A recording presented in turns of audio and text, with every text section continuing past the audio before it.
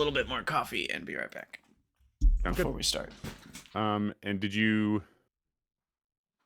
make I'm going to make a post in the Factorio server just because you're not there.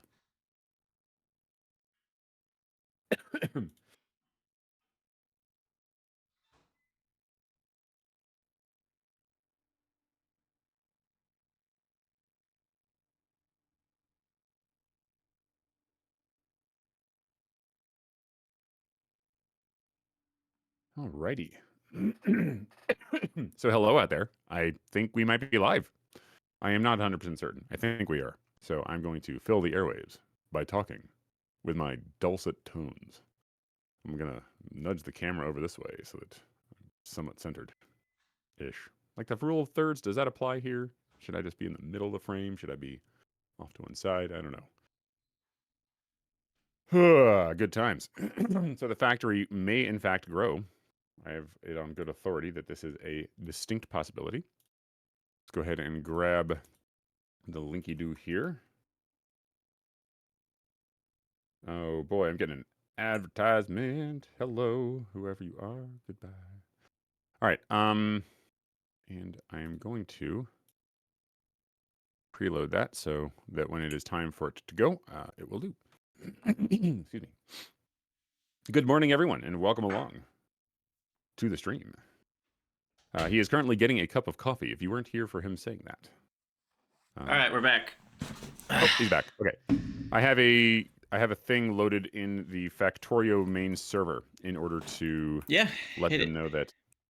All right. Should I have gotten my green screen? Now I'm wondering because you have your green screen. It doesn't matter. Floating heads in the middle of a. It don't matter. Don't matter none. All right. So let's see. Also, I just want to. Is this backwards? Yes, but I can still try to read it. I became a teacher for the money and fame. Yeah, that's how it works. Yeah, totally get that vibe. That's why I did it. Clearly, I mean, that's why anyone does it. Why does anyone do anything? Gosh, it's ridiculous. Honestly, though, here's the crazy part.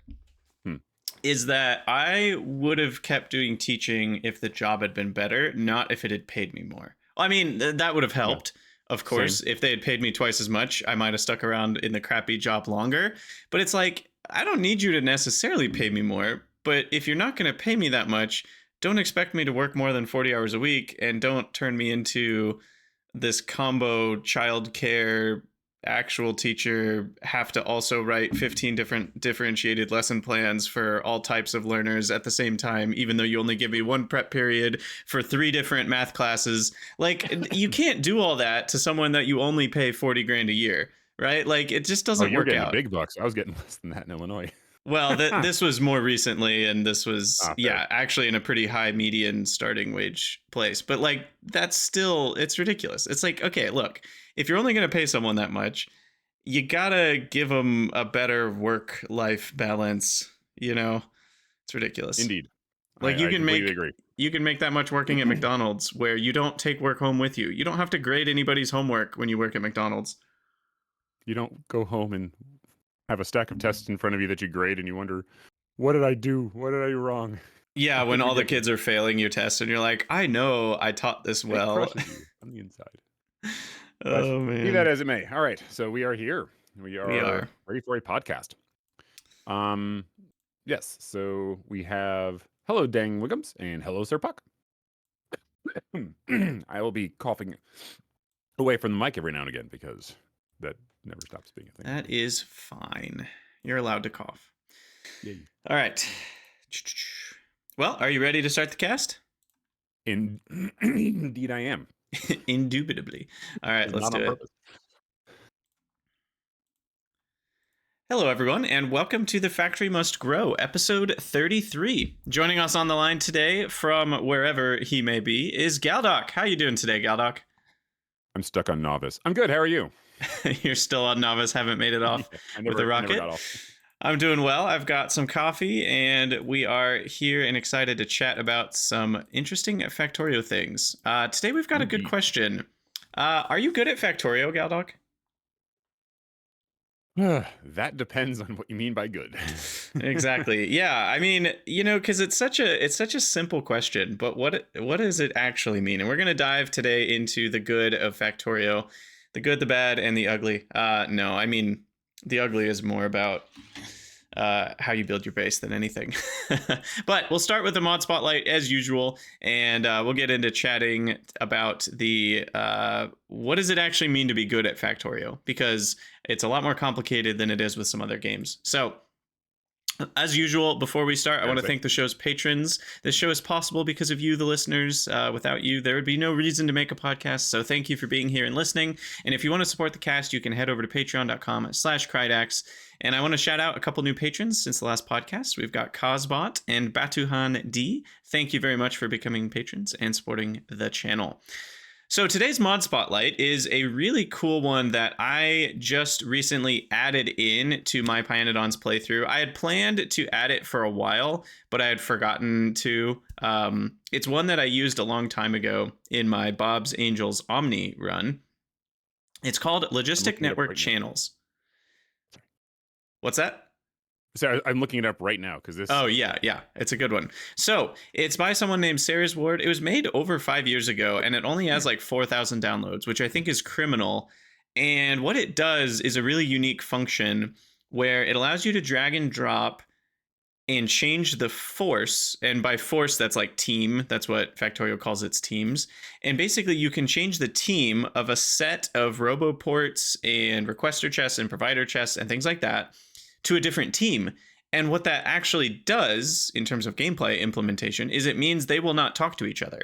So all of the bots and roboports and provider chests and requester chests that are on team 2 will not interact with any of the bots, roboports, provider chests, requester chests on team 1. So you can have isolated networks of logistics goods that are overlapping. So you could have a roboport that has a requester and provider chest with steel in it right next to a roboport that's on a different team that has iron in it, and the one that's got the iron in it cannot request steel from the other one.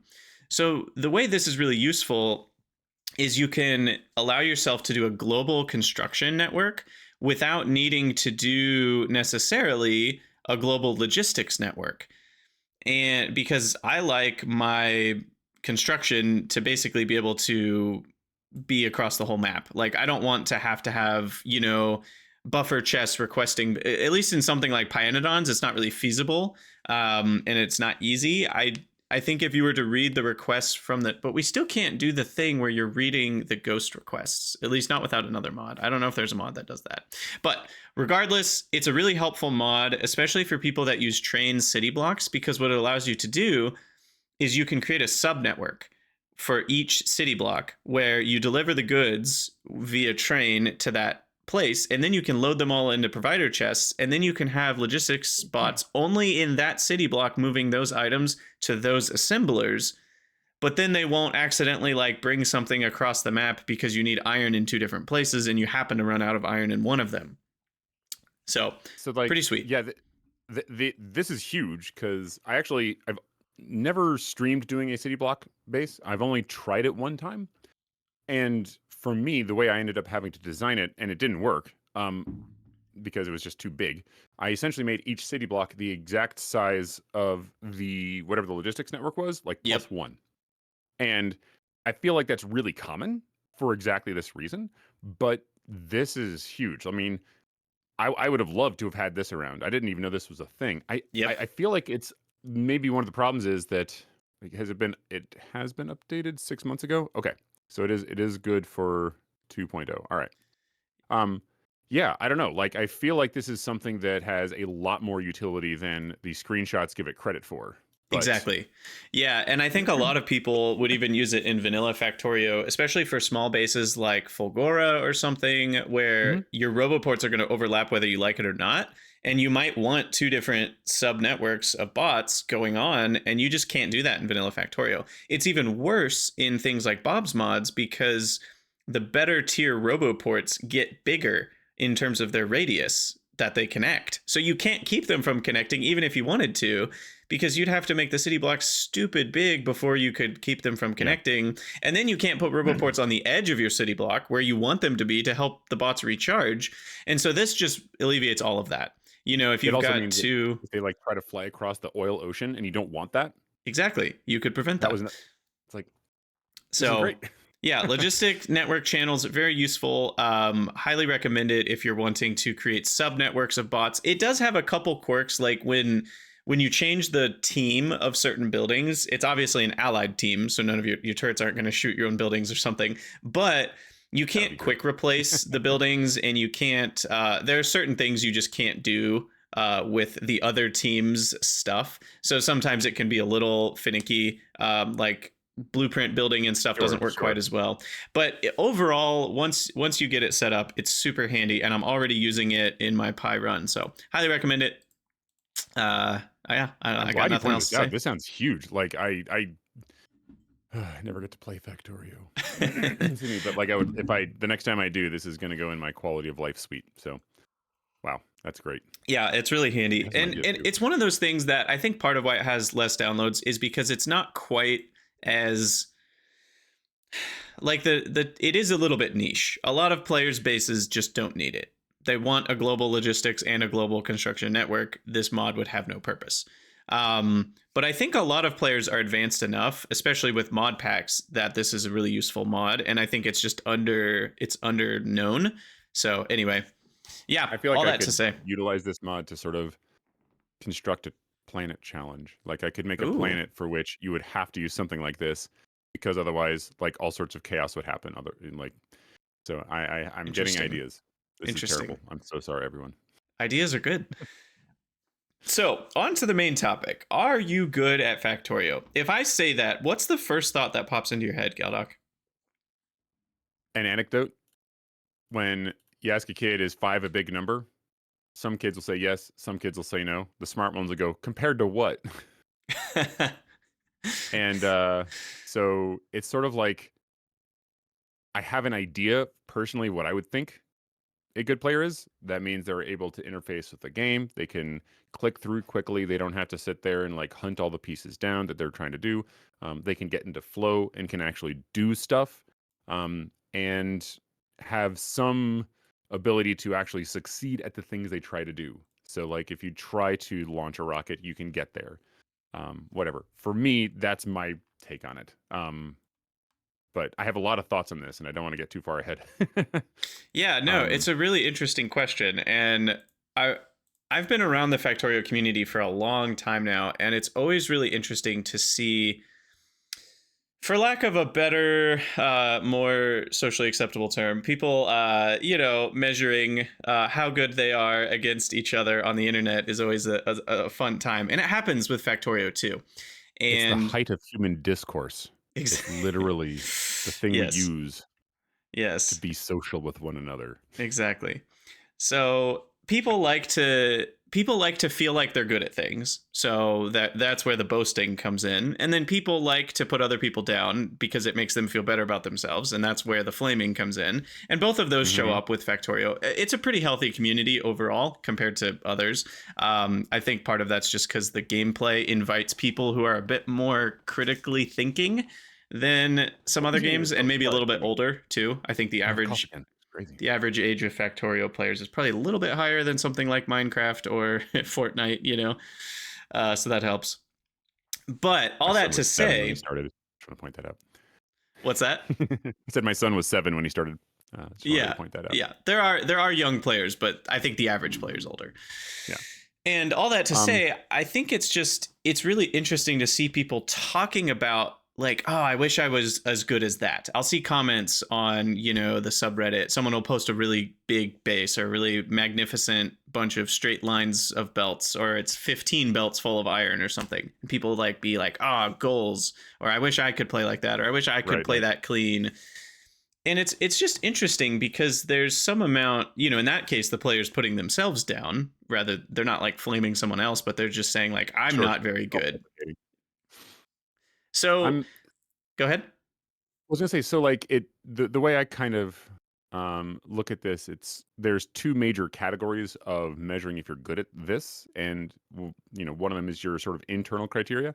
You say to yourself, there is this thing that I like doing, and I'm going to set goals for myself. In the extreme example, you have something like Dwarf Fortress, which is classically there is no way to win at Dwarf Fortress unless that's changed. I guess I haven't really been keeping up, but Yeah, like the generally speaking, story is the game. exactly. You're going to lose, and there's an entire idea of fun. And when I say fun, those of you who've played Dwarf Fortress or are at all involved with it understand there is a capital F in front of fun, and it is not the same meaning of fun that everyone else means by fun. This is you find the fun. You set your own personal internal goals, and you achieve them or don't. Um, so there's, like I said, that's one extreme example, and then on the other end, you're just kind of like being a casual player. These are your I don't want to make fun of anyone who plays Cookie Clicker, but essentially you're not. There is stuff to that game, from what I'm told, but like it's essentially you're there to be casual, you're having fun, and to you being good is, did I have a good time? Did I enjoy the relaxation that I got from playing this game at the end of a long day? And those sort of like fall into the category of internal factors, and then the external factors are the things like what we're going to get into in a moment here, but like these are the things that the whatever group of people you're talking about, whether it be the Factorio community at large, or you're talking about any community for any game, or whatever, you're going to have standards and sort of metrics that you're going to use to think about this. Right. Um, Right. so, Because, yeah, like a super simple example for the standards and metrics idea is something like chess, right? If you're playing chess, you can measure how good you are with your ELO. Then that's one way to measure. But, ever since board games and games like that have existed, people have measured how many people can I beat? Can I beat more people at this? Do I win on average? Whether it's win rate that you're measuring or there's a ranking system, it's all the same idea of like being good at it literally just means you win. It is a game where one player wins and one player loses, and it is zero sum, right? mhm, There's no possibility of like somehow we both win and both climb the ladder at the same time. So right. that way, like if there is a ladder and you're at the top of it, you're very good at chess. And if you're in the middle of it, you're okay at chess. And if you're at the bottom of it and you can't seem to get any higher, you're not very good at chess, right? Those are very easy metrics. Now, That's me. I'm at the bottom. yeah, for chess, I'm very much at the bottom. I prefer Go. I got into Go a while back. I really love that game. It's super fun. I But prefer when. but So all sorry. that to say, with chess, there's a really obvious sense of like if you're good at the game. And obviously, whether or not you have fun playing if you lose is a different question. That comes back to those intrinsic motivators that you just talked about with like Dwarf Fortress. Like some people aren't very good at chess, but they keep playing a lot of it because it's really fun for them to engage with the game. They have fun even though they're not very good. And when we say good there, obviously we're talking about the extrinsic good. They're clearly good at enjoying the game, but they're not good at winning at the game, which is generally when people say, are you good at something? They mean more of that essence of, are you winning? The classic, like the meme, the dad opens the door, are you winning, son? Like that's what people mean when they say, are you good at something? They don't mean, are you having fun? Yeah. But what's And weird, go ahead. okay. Well, no, I was just going to say it's like there's different ways of thinking about that too. There's different ways to compete. As you say, some are zero sum, some are slightly more slippery. Like you have speed running, and so you may not be winning in one category, but maybe you're really good at another, like Super Mario 64 and the different number of stars, like the 12 Mm-hmm. star, I think it's the lowest or something like this. But basically, the different ways you can compete. And yeah, if you're saying I'm like, you ask someone, "Hey, are you good at whatever Call of Duty or something?" Yeah, I'm good. Um, I think I think Call of Duty has rankings. I don't play the game, so I'm not It has sure. But like, rankings, but yeah, I don't know anything specific about their matchmaking. yeah, but it those are again, it's where it's a little softer. When you're good at the game, maybe instead of having winning or losing per se, you have stats that you hang on it, like sports players who have stats. In baseball, you've got the number of runs batted in, that kind of thing. Um, So yeah, I mean, there's a lot to that sort of competitive aspect. And as someone who, when I was in high school, I helped start the chess club. My Nice. role, yeah, no, it was great. My role was the guy who was terrible at chess, who loved playing chess, and people would come in and say, "I don't know if I want to play," and I'd be like, "I'll play you," and I would lose, and I would lose honestly. I'm not throwing the game. I'm just bad at it. Like I played in competitions, and I didn't go too well. So you helped I'm the new players learn the joy of winning. yes, um, but it was fun. I love chess puzzles. I think for me that's where most of my love comes in. Like they say, how do you get mate in four, right, or whatever. Yeah. Those sorts of things. I love that kind of stuff. But like I am very bad at the big picture stuff. Um, but yeah, that's definitely one where you have a sort of everyone has a number assigned to them. I think you start at what it used to be 1,500 or something, and you Yeah, kind I of go think up and down that's from there. default ELO. And then mine went down a bit, and I just stopped competing because I was like, okay, look at that. I'm that number there, that number that I have. Yeah. Yeah. Yeah, Go uses a really interesting system. And it didn't work super well at the low numbers, but when you get a little better, each ranking represents how many bonus stones your opponent can start with based on how many rankings apart you are. So if you're like two I above your see. opponent, then they can start with two stones, and then that like Independently. cancels out your advantage. And so that's kind of how it's measured. Um, Yeah. so that's actually really cool. I feel like it's a really elegant system, but it also leaves room within the like. But what about if you're the same rank? How are you ranked within that rank? Because clearly, like that's a pretty big skill differential when you add a whole stone for your opponent's Mhm. board. Yeah. And so at Yeah. some point, but what's weird is Go is such a long game, and there's enough pieces that you end up playing that like one stone isn't that huge of an advantage if you don't conceptually know what you're doing with it. And this kind of Mhm. gets at some of the Factorio ideas of like there's the knowing how to do things and there's knowing why you're doing them or what to do with them or where you're going. And that Sure. comes back to something you said earlier. Like if you ask if someone's good at Factorio, you kind of expect them to have some experience. They can sit down and they kind of know what they're doing. But we'll talk about experience in a minute. First, I want to kind of get back to the measurable stuff. So you talked about speed running. If you're a Mhm. Factorio speedrunner, you can measure how good you are at that speed run. There are different types of speedruns. But the question of are you good at it is a very easy one to answer. Same thing with biter battles is a PvP Factorio situation that some people get really Oh, into. I've never touched it because I don't I do didn't know there was. PvP. But it looks cool. I've seen a little bit of it. And if you win, then you're good, right? Like, again, it's easily measurable. But for the vast majority of Factorio players, they're not doing either of those things. They're firing up the game, usually by themselves. A lot of people play co op in some fashion, and they play the game. So what does Mhm. it mean to be good at it? If you're a new player who has 0 hours in Factorio, can you be good at it? Does it require experience? I think we can talk all day, and I think emotionally it's a healthy perspective to say like, am I having fun? That means I'm doing a good thing, right? Like that's what entertainment's for. That's what video games are for, Mhm. right? So like if you're having fun, then you're good. You're good to go. But I don't know if it'd be I don't know if it would be good English communication to tell other players I'm really good at Factorio when all you really mean by that is I have a lot of fun when I play. Right? I don't think that's what people are hearing Sure. when you Yeah. say People that. aren't sure.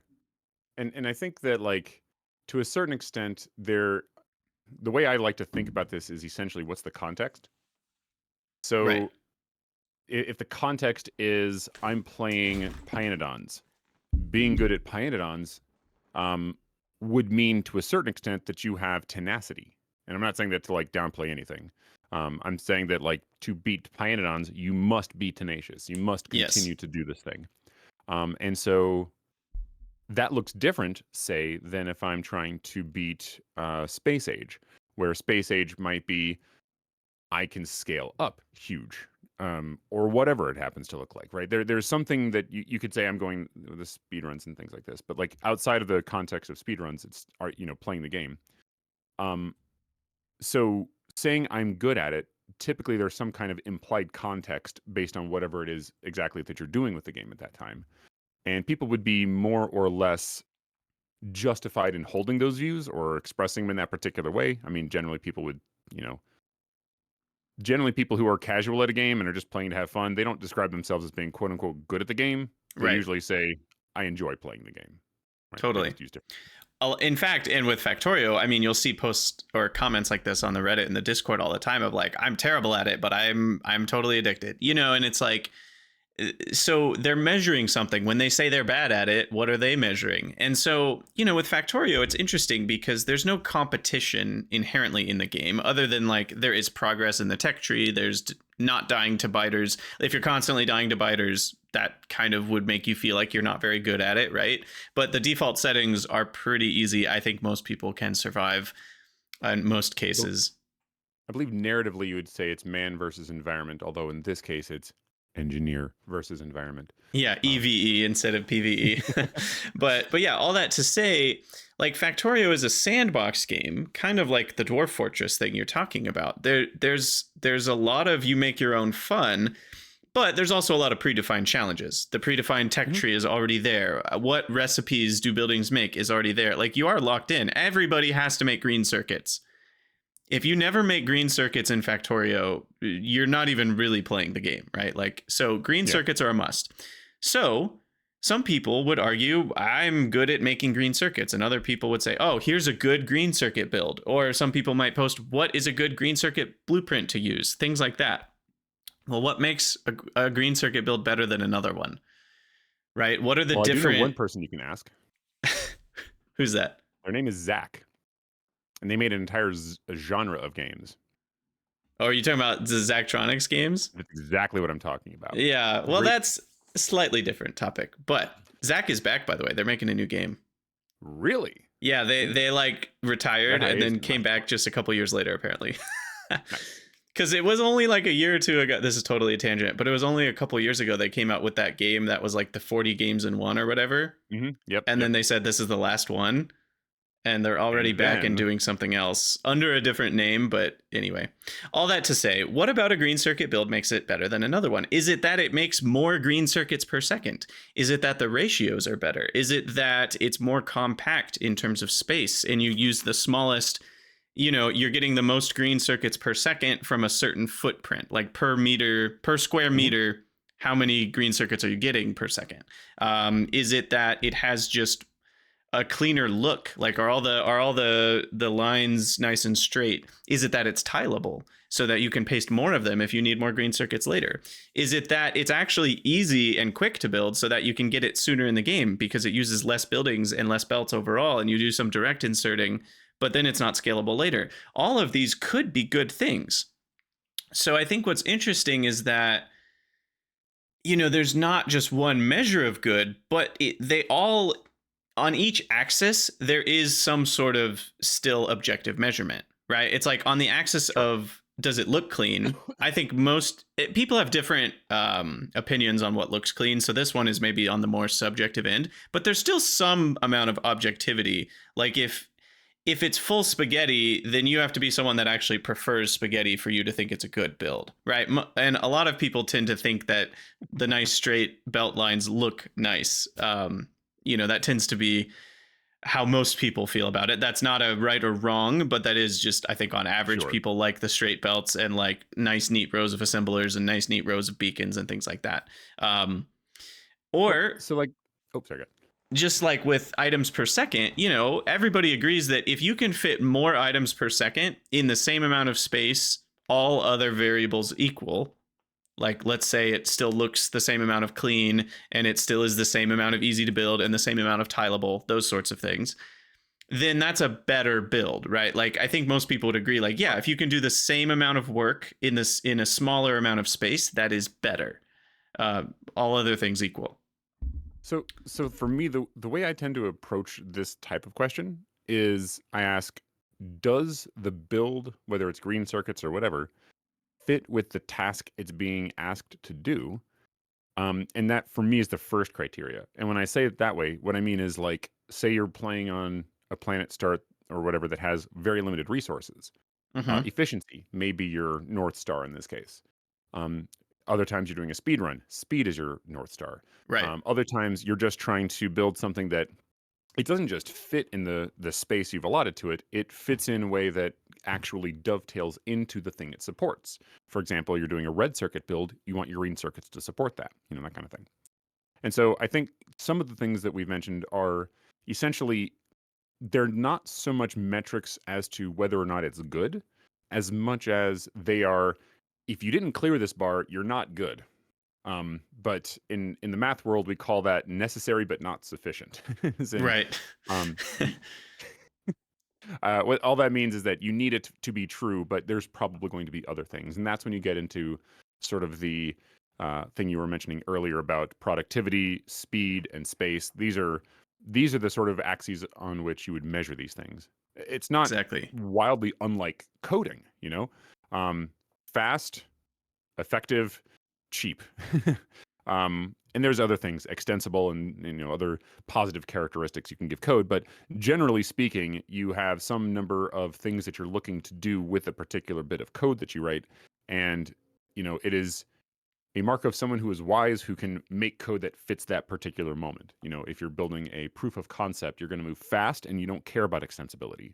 But if you're doing something with a team that's meant to be sort of like embedded architecture that you're going to use, you want that to be extensible, clearly written.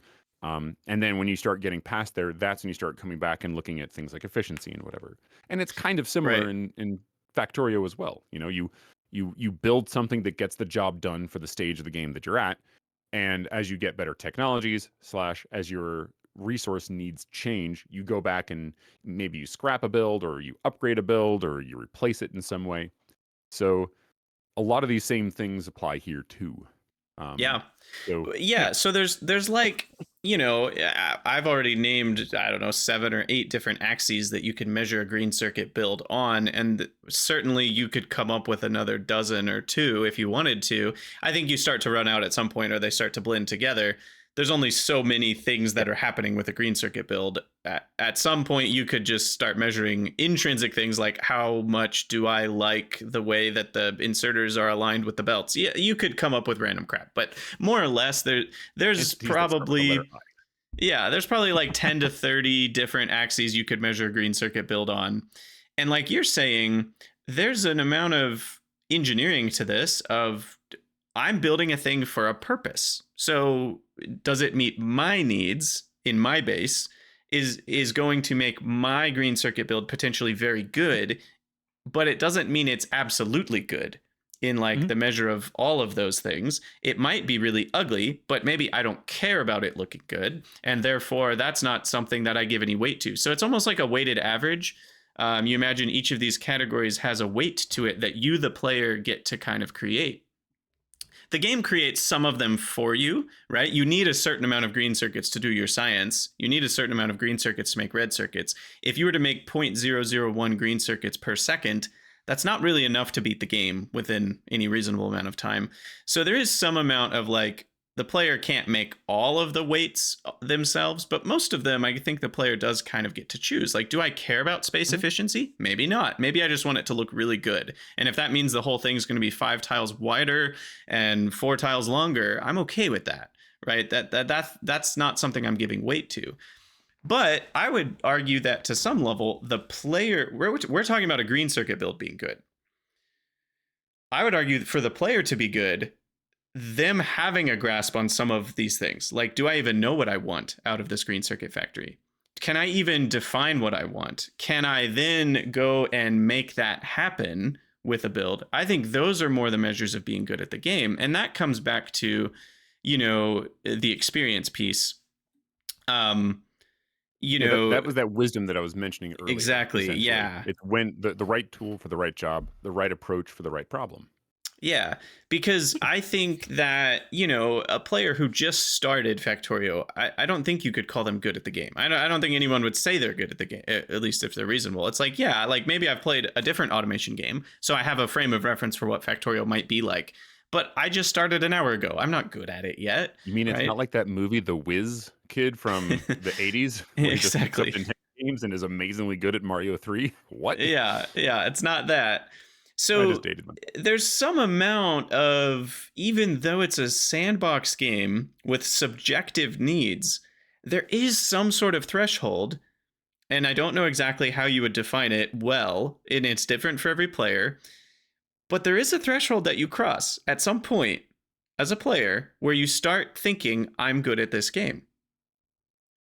Well, let me ask you a similar question. Do you speak any other languages? I don't. I kind of wish I did, but I don't. If you do speak other languages, los personas que hablan más de una lengua, and that's probably terrible Spanish. I'm so sorry. But like, if you speak more than one language, at a certain point, you don't speak that language, and at another point, you do speak that language. When did you cross over? Is Hmm. there a solid point that you could say that was the moment where I crossed the threshold from not to two? And the answer is no, there isn't. This is a gradient. And to a certain extent, being able to speak a language is the same thing as it is here. There's a context. It may be all well and good that I can speak very specific conversations fluently in Spanish. Like there are some conversations that I'm prepared to have as long as my interlocutor is willing to go slow in certain areas. But like there are some conversations that I just don't know any of the words in, or not any of the words, but like I wouldn't be able to pick up from context the words that were being used. And so it would not be fair to say that I am fluent yet. But Right. it's hard to say exactly. Like, what if no one in the world ever had those conversations? Does that mean all of a sudden I'm fluent? No, I don't personally think so. I think there's still some some objective measure here. And I think it's the same thing with Factorio. I think there is a point where, yeah, sure, you can say you're good at Factorio as long as you're talking about a particular context. I am good at Spanish in very particular contexts. But when that context becomes very broad, and that means that you've mastered the systems of Factorio, you can, as I said at the top, I have an idea of what it is I want to do. I can do this thing. I can execute my vision. I can do so. I would understand when there's a problem, how to address that problem. I kind of have an expectation of what sort of problems are going to crop up, that kind of thing. That's when you start saying, I'm good at the thing, more generally and with more justification, if that makes Right. sense. I really like the language analogy, and as soon as you started talking about it, I thought of something I've heard a lot about languages of like, you're kind of getting there when you start dreaming in that language. And I was like, oh, when you start dreaming That's a about thing. Factorio, that's how you know you're getting there. But at the same time, I think most people when they start out, they play so much because it's Factorio that they dream about it immediately. Oh, that's terrible. That's the worst is when you've played for, back when I was younger, I'd play for a while and then I would close my eyes and I would see belts. Your seatbelts. Like my Yep, my totally. brain is seeking the pattern seeking part of my brain is seeking Hmm. something in the whatever you want to call it, the back of your eyelid or Filling in whatever. the holes. For Yeah. me, I actually never dreamed too much about Factorio, but what got me was the Shapes game, or Shape as, however you want to say Oh it. yeah. But that Yeah, one, no, I for think whatever it's reason, right. the visuals of that game, when I was playing it, it would like I would close my eyes at night and it would like pop in just out of nowhere. It was crazy. But anyway, all that to say, I think there's one major difference with the language analogy that I think where Factorio differs. Mm-hmm. With language, there is kind of only one major axis. Of course, there are minor axes of like, oh, do you know a ton of vocab? Even in English, right? Everyone that I talk to here in America, for the most part, can speak English. And obviously there are a few axes of With some like, bad is your English. grammar very good? Is your, do you do the grammar well? Do you do the vocab well? Like, do you know a lot of big words, right? There are minor axes like that, but pretty much everyone's fluent in English. Even people where it's their second language, Me they're fail English, that impossible. yeah, but they're fluent, right? They can Yeah, I know what communicate you mean. their I'm sorry. ideas effectively. And so with Factorio though, there's different axes. And so I don't actually use trains all that much, and I definitely don't use vanilla trains all that much.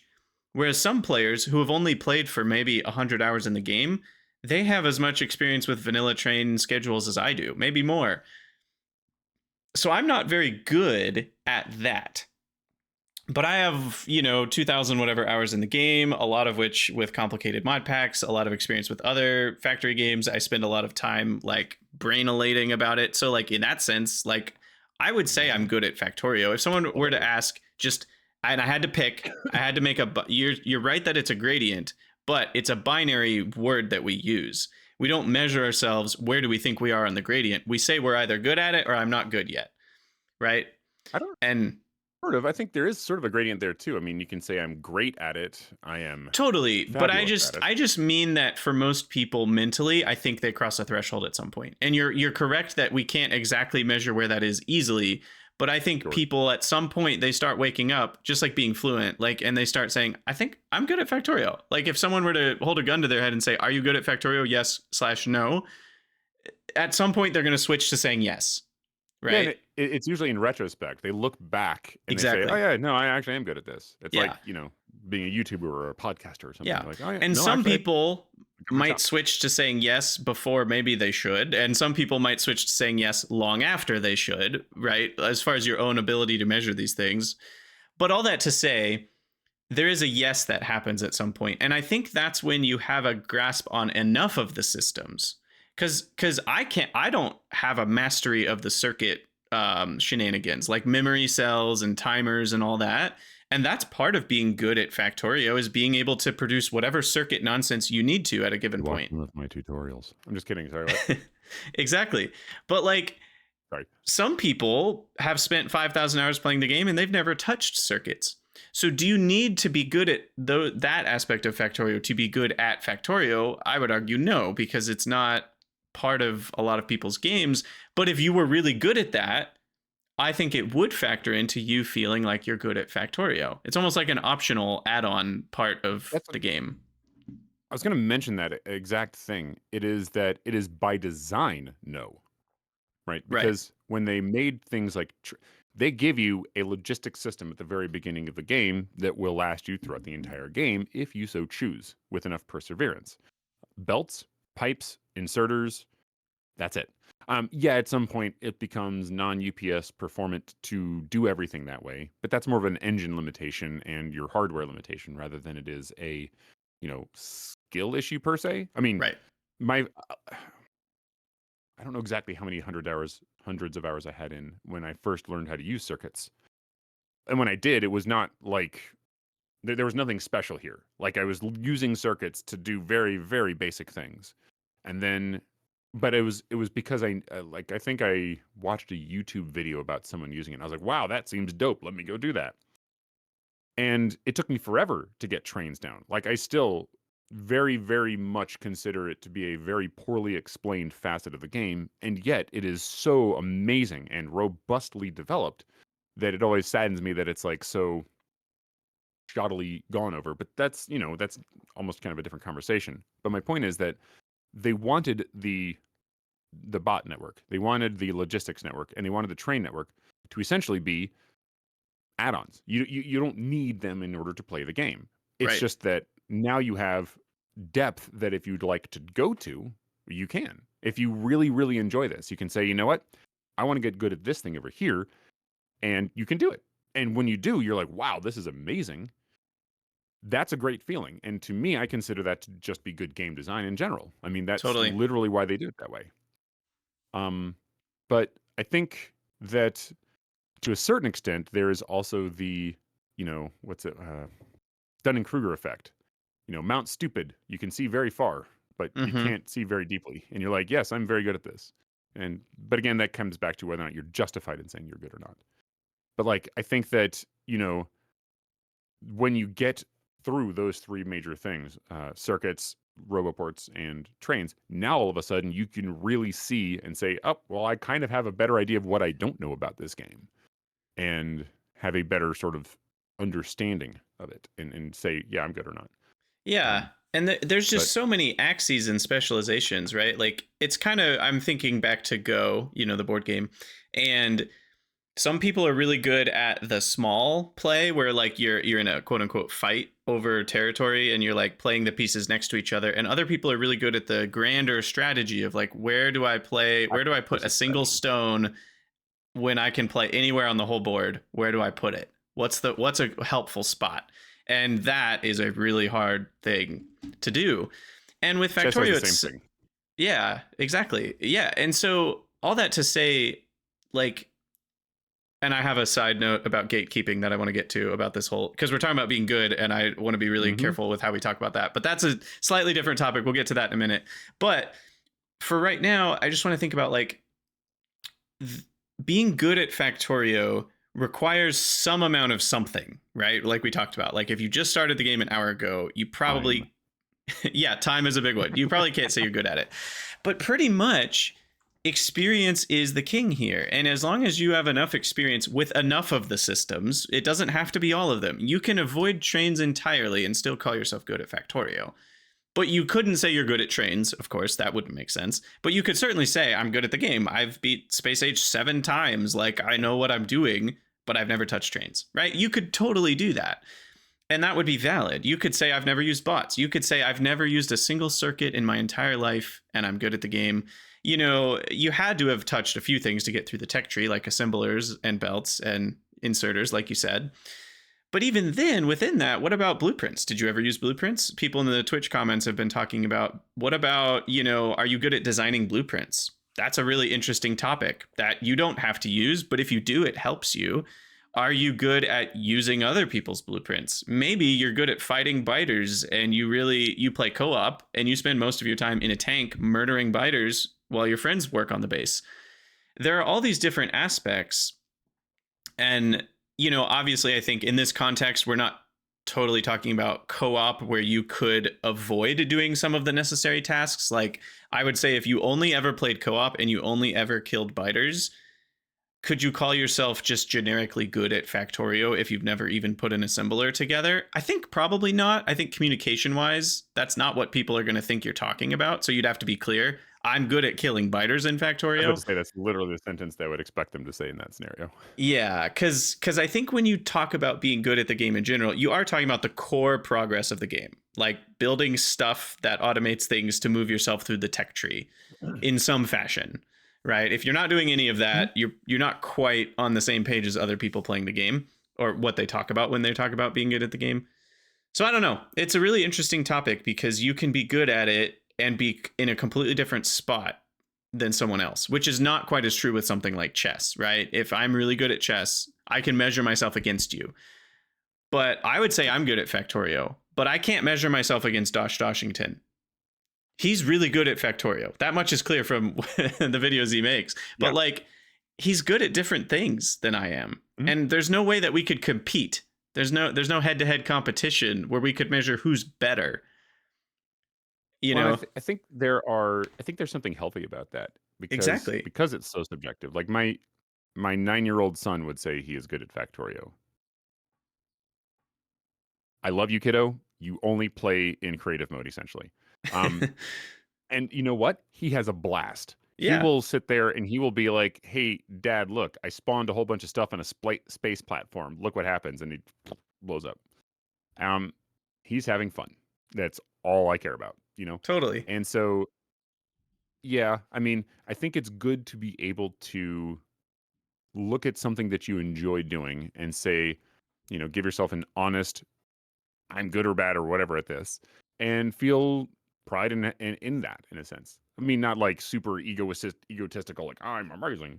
I suppose that's a flaw people could have, but I mean more like, you know, I'm good at the thing I enjoy. Um, what I tell my kids is, you know, there are two kinds of treasure in the world: the treasure of success and the treasure of failure. The treasure of success is obvious. You succeed at something, and great, good things happen, right? You succeeded. The treasure of failure is more complicated. You have to pick that treasure up. Mm-hmm. You can miss it. You can leave it on the ground if you're too frustrated or if you're too upset or if you just can't observe it clearly. You will miss that treasure. But as long as, and this is my personal take, as long as you're able to pick up that treasure, as it were, as long as you're able to get that treasure of failure, then I think you're good enough. Because if you keep doing it and you keep getting experience and you keep successfully learning, then cool, great. And this applies obviously not to just Factorio, but everything in life in general. Obviously, the thing I was in. All right, kids. So the most important thing in life is to learn at Factorio. So let's sit down. Let's talk. Have you talked with your kids about Factorio? But I mean, in general, that's a good way of going about life. And you know, Yeah, I to would some argue extent, I'm what you're talking to talking myself, about is how to be good trying at to remind myself. you're talking about how to be good at life, you know, like, and obviously Factorio is a subset of that. But yeah, the Sure. process of learning and being able to learn from your mistakes, learn from your failures is a really huge part of growing at anything. Obviously, that's a huge part of every video game as well. particularly ones like Factorio, where it's more sandboxy, there's not as much obvious feedback on whether you did it good or not, or did it well would be the proper English. English is important, but we're using the word good, for so I wanted to keep using the word good. Did you do it good? And that's not as obvious. In Halo, if you did it good. Are you dead or alive? Did you kill the other guy or not? Right? Like, it's obvious. But in Factorio, you do a circuit build and it works. But did you do it good? That's harder to know. And it almost requires experience to even know if you're good, or if the thing you did was good, not if you as a whole are good. Stomping my base. Exactly. And so there's it's such an interesting topic. And I do want to talk about gatekeeping a little bit. And you were just talking about some of the more emotional, mental aspects. And I want to get into that and I meant to start with some of this too. And I totally forgot to put it in the show notes. So I forgot to say it. But that's okay. I hope you at home listening to this episode, or in your car or on your walk or whatever you're doing, listening to a podcast, I hope you don't think that you think there's gatekeeping here for being good. I wanted to have a conversation. Galdoc and I wanted to talk about what it means to be good at something that isn't easily measured like chess, aka Factorio. What does it mean to be good at that? But what we're not saying is that there's any shame in not being good. If you started Factorio yesterday and you only have 3 hours in the game, I hope most of us would agree, and you probably agree, you're not good at the game, but there's no shame in that. And I think our society has put, at least Western society, I can't speak to all societies, but I know the society I grew up in has put a lot of shame on not being good at something. And this connects with what Galdoc was talking about with the treasure of failure. Like, I was a math teacher. Galdoc was a teacher. You were a math teacher too, right? Literally, like two math teachers talking here. And most of my students hated getting stuff wrong, even though that's a very healthy, normal part of the process. And it's like, you getting these problems wrong is great. There's nothing wrong with it. The only time there's something wrong with it is if it keeps happening and you're not doing anything to change it, or if you're so scared of it that you're not even trying.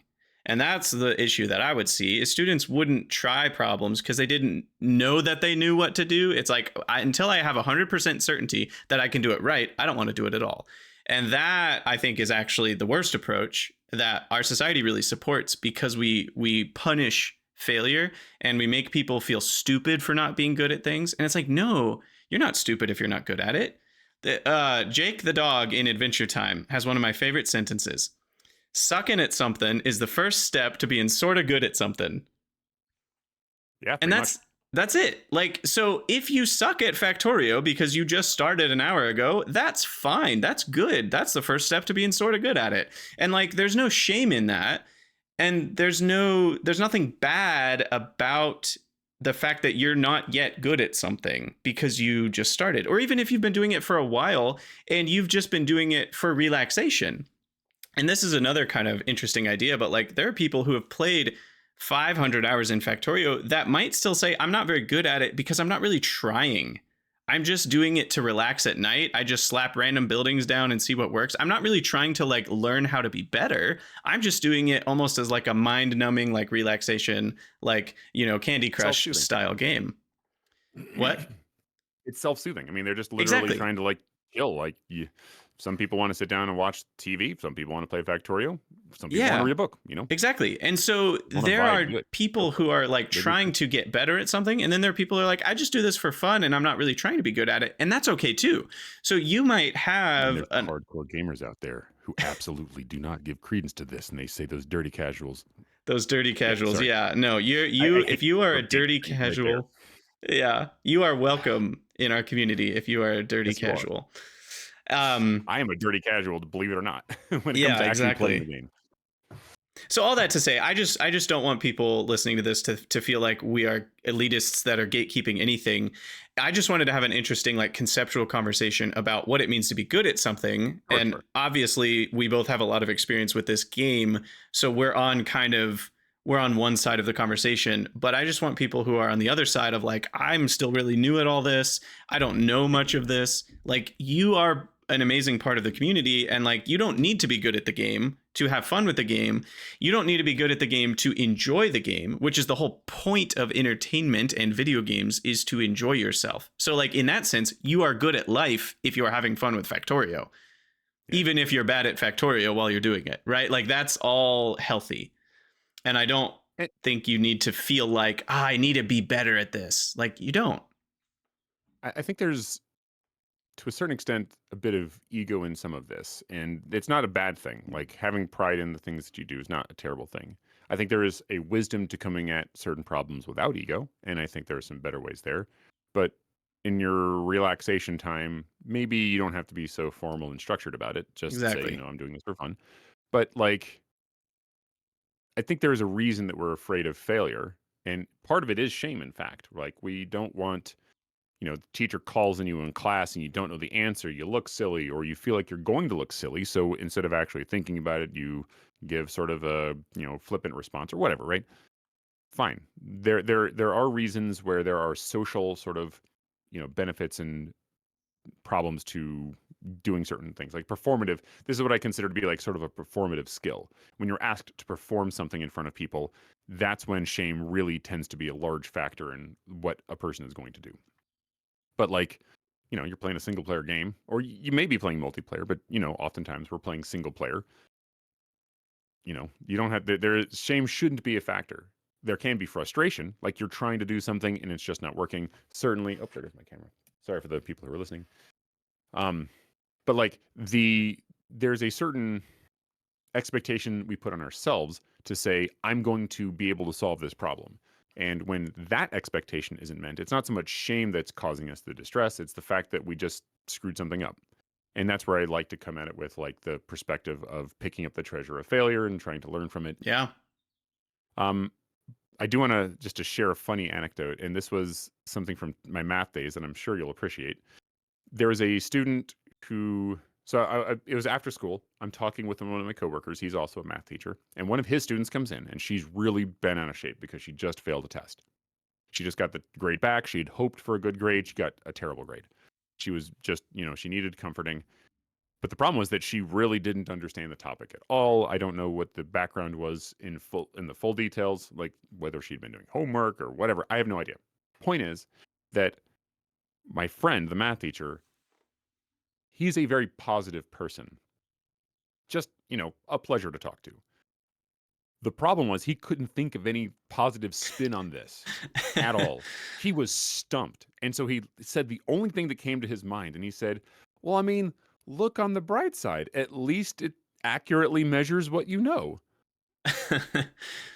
And she burst into tears. And I had to like by the shoulder and I walked in the hallway and I'm like, listen, he didn't mean it like that. And I explained to him what I just explained to you about how he's trying to put a positive spin on things. It's not the end of the world. Things will be okay, etc.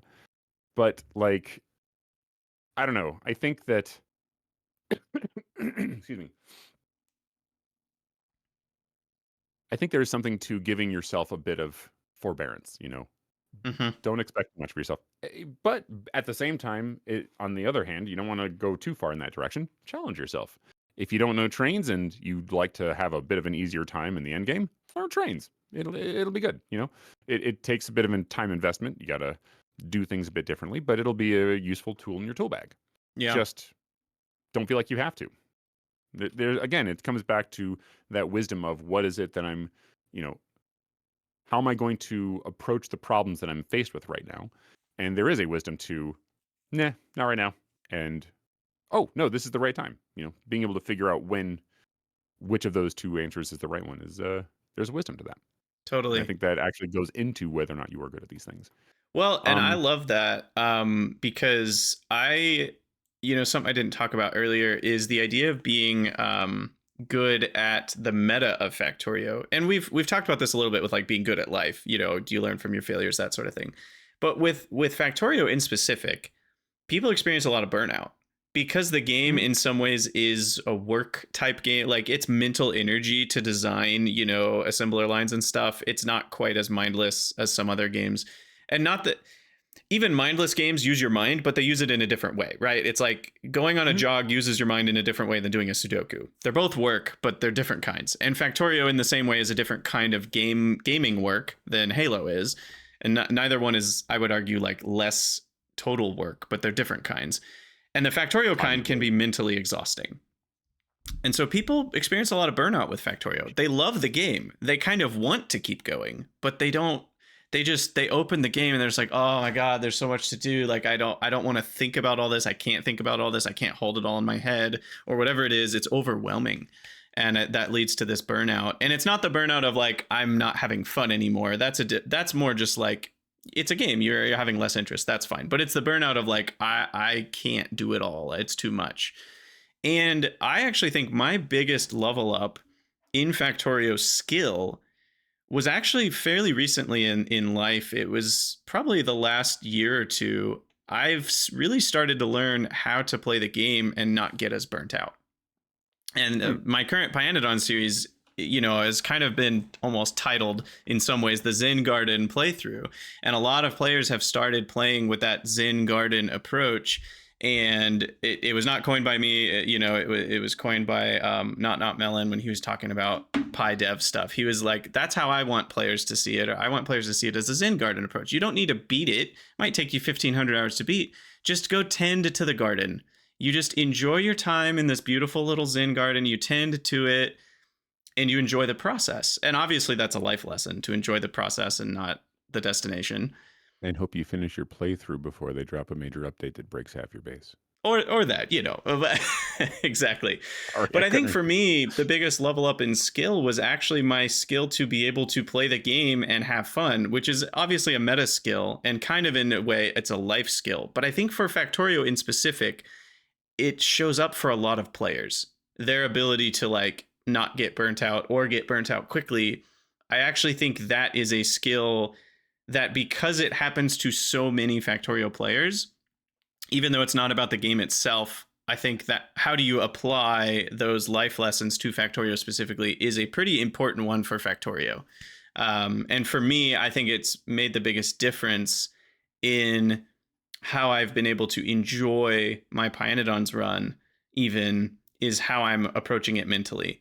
And obviously, yeah, I know a little bit more about how to design this thing or that thing in circuits, and I know a little bit more about Pi this time than the last time. And knowledge and experience, I think, are a huge part of being good at Factorio. Just the more you know, the more you know, and it really helps with avoiding burnout too. But burnout will happen eventually, and the only way to prevent it is to know why it's coming, and to slow down, take a break when you need to. Don't get yourself into those situations that are frustrating, because once you've played a game 4 or 5 days in a row and you've gotten frustrated every single time, that's when you're going to quit. That's when burnout's happening. Yep. So being able to know yourself, this is so cliche, knowing yourself is the greatest skill of all. Knowing self be true.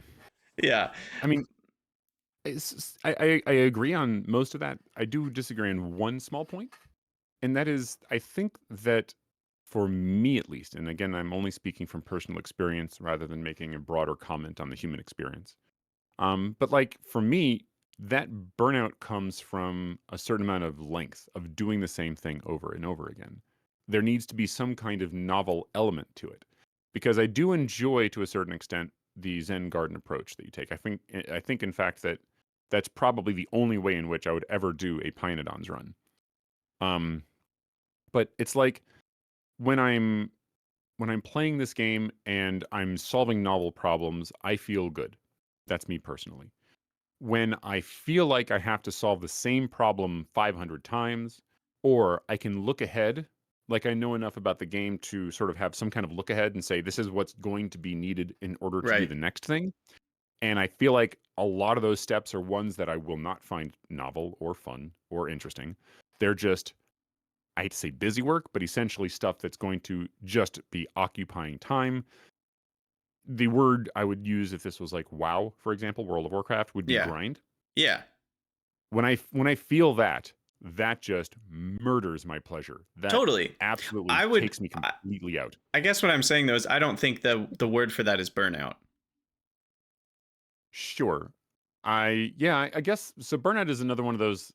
It's another good, what does it mean to be good at a game? What does it mean to burn out? That's maybe the next podcast. But like, for example, I burned out on my Space Age run, like 150 hours in. And the reason I did was because I was playing, I was on Gleba, and I was doing this, I was trying to set up just the science pack. And it just, I did so many attempts at it.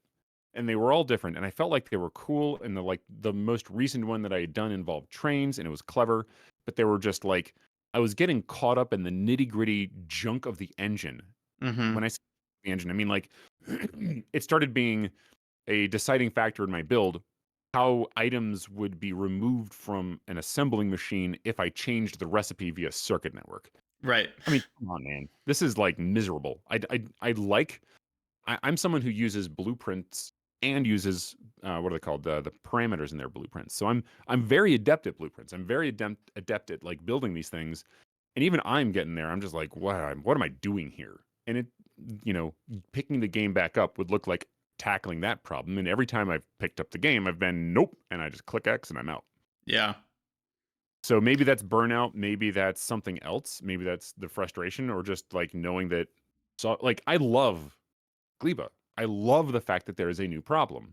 That novelty, is something that I feel like is super duper important.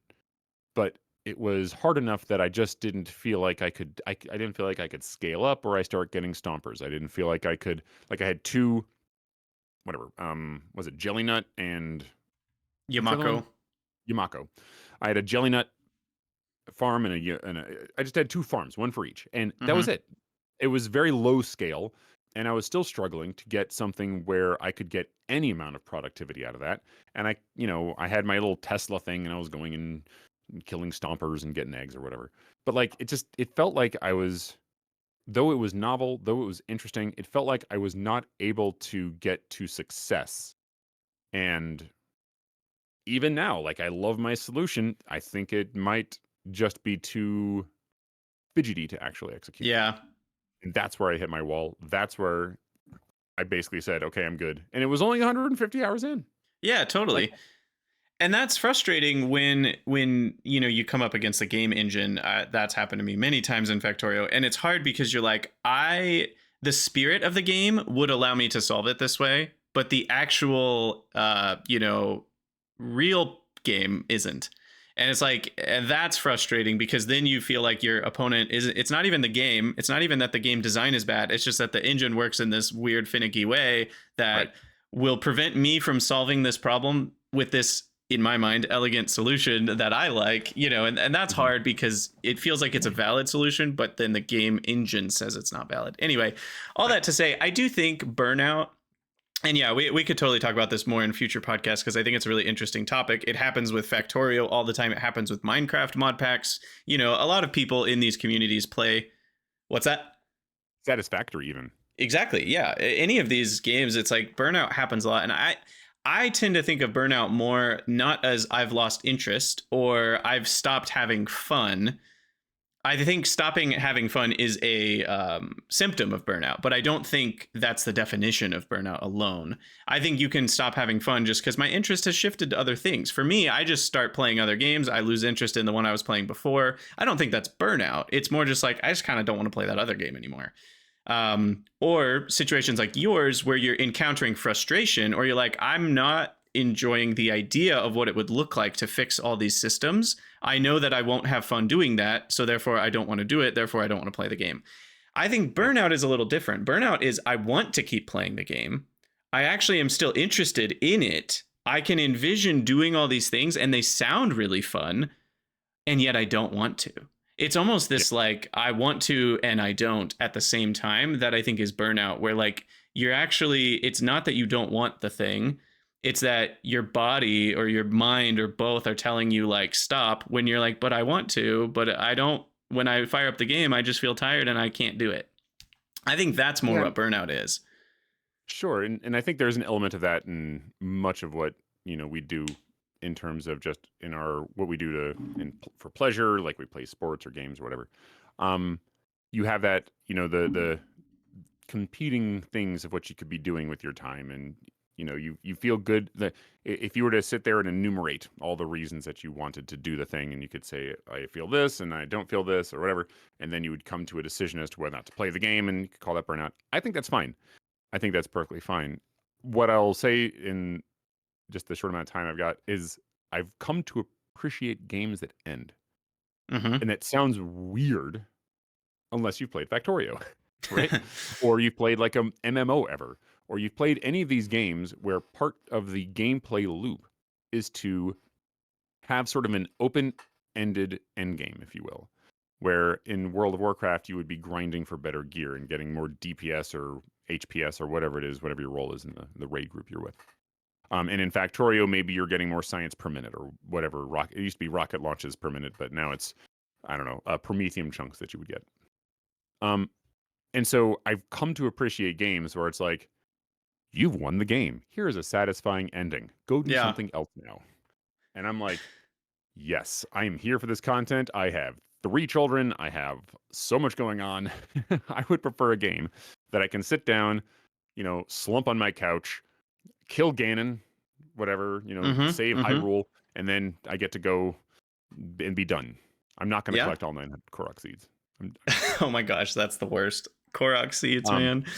I got like 400 and something, and I was like, okay, I'm done. That was the first one. Lot. And the second one I haven't even beaten. Yep. That's my Zen Garden, by the way. Zelda Breath of the Wild?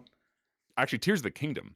Okay. Because Tears of the Kingdom, like, I still haven't, like, I've gotten whatever the 5 sages are, and I've got, like, the mech, and it's terrible. It's actually I haven't played it yet. Sue me. I want to. Oh, but... have you played Breath of the Wild? Yes, I did play Breath of the Wild. Tears of the Kingdom improves on the formula on virtually every axis. That's what everybody's told me, so I do want to play it. There is a bit of jank. If you have a Wii U, I will say that I had both the Wii U and the Switch. It's fine. I have the Switch, no, so for the Wii U. It's for the Breath of the Wild for the Wii U. Never mind. Anywho, indeed. Sorry. I like games that end. That's all. Yeah, no, totally. Well, and what I kind of wanted to say to that is like, yes, that's totally valid. I think that gets into the knowing yourself and what types of things you enjoy and putting time into those things. Obviously, there's nothing intrinsically wrong with open-ended games like Factorio, and there's nothing intrinsically wrong with games that end, right? They serve different audiences and different purposes for that time. I think a lot of people, for me, part of what I like about the Pyanodons mod pack is having this massive amount of stuff that's in front of me so that it's so far I can't see the end. Sometimes when I play a mod pack and I'm like, oh, I can already see the end from where I start, I don't even want to start it. I like having an open-ended journey where I don't know where I'm going totally, and I find it along the way. Like there's some amount of that creates extra fun for me. Even though I might not ever finish it, I might find it more satisfying to get some percentage of the way along the journey than a game where I would play for the exact same amount of hours and have an ending screen. So and I'm not saying that's true for all games. I think in this particular case, I enjoy it, but I also like games that end too, and games that respect your time and are like, we're not going to put in fluff or filler or a bunch of random things to find, and you are going to have this awesome 20-hour experience. That's really cool in a house across the entire map. Go get it, and you'll get 10 coins. Yeah, exactly. So all that to say, and that kind of gets to the grindiness idea. Someone in the Twitch comments, Sir Puke, was saying there's a good grind and there's a bad grind.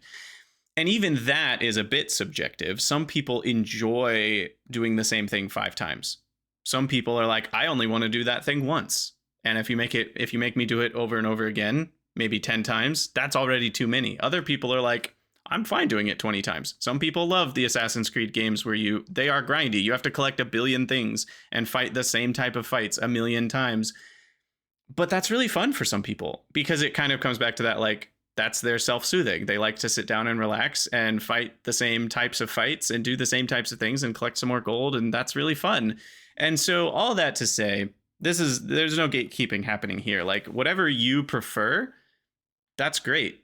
I think the important message that I think both of us agree on is like knowing yourself is one of the most important parts of this, because burnout often happens when you aren't knowing yourself and you're trying to push yourself into doing something that isn't you, or it's not what you enjoy. Or you're playing a game that isn't even a game you want to play. I think of like sports, like high school kids often are forced into doing a sport by their parents that they don't want to do, and they get burnt out on it, and it's like, no wonder.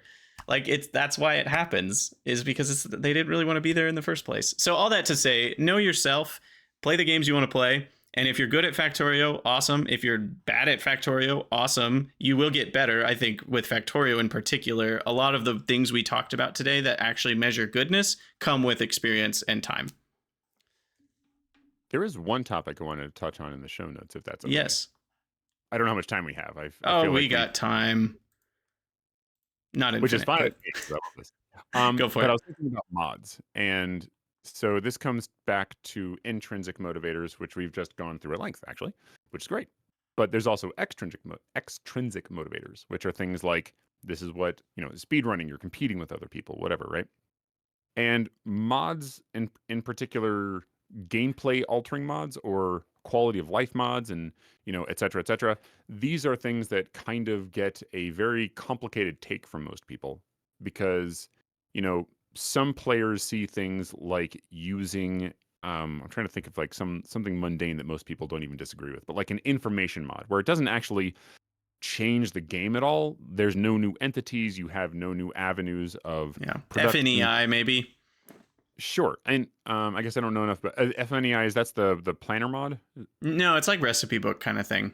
It's like Oh, before right. Factoriopedia, just to see like what recipes an item uses and stuff. I used what's it really used for? I think that was the Yeah, name of the yeah, mod. But same that was idea. gotcha. So like that's a perfect example of a mod that it doesn't really impact the gameplay. It impacts whether or not you have to alt tab and go to a Wikipedia article, or if you need to, if in the case of like a modded playthrough, it just gets you to the information quicker, which that can be seen as like a gameplay thing. I know some people are super purist about this, fine. But then you have something like the example here, squeak through. This is one that was polarizing. I've heard people talk smack about squeak through. I've heard people call it cheaty. I've heard people say it doesn't matter.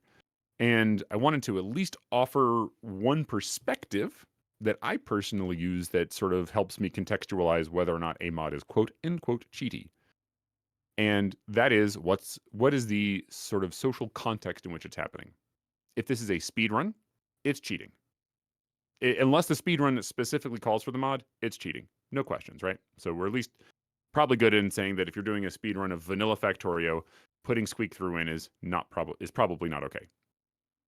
But that's about it. Like unless there's some other kind of playthrough that you're doing, whether it's a speed run or whether you're doing something where you're just trying to get to like certain science per minute, those could also be things where a mod like this could be considered cheating. Um, but that's about all I would ever consider to be cheating. I would go so far as to say if you are playing by yourself, starting the game and then typing in tilde so that you can get to the command console, typing /cheat is not cheating. That is a hot take. Let me man, I don't mean to like just go down this path like super like fast, but the reason I would say that it is not cheating is because if you are playing the game by yourself and you are getting your pleasure out of it, and you know what your context is, in that context, it is not cheating. You are playing for your own personal satisfaction.